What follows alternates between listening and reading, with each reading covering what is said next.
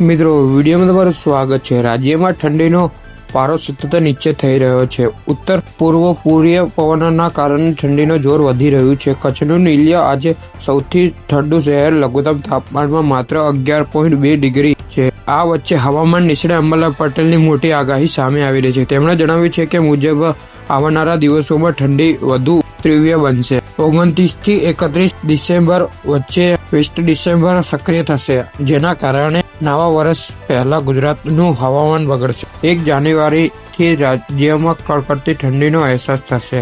ઉત્તર ગુજરાતમાં સખત ઠંડીમાં, મધ્ય ગુજરાત અને સૌરાષ્ટ્ર, રાજકોટ, કચ્છ, અમરેલી ઠંડીનો જોર વધશે। દક્ષિણ ગુજરાતના વલસાડ વિસ્તારોમાં પણ ઠંડી પડી શકે છે। વાદળછાયું વાતાવરણ રહેશે, પરંતુ માવઠાની કોઈ શક્યતા નથી।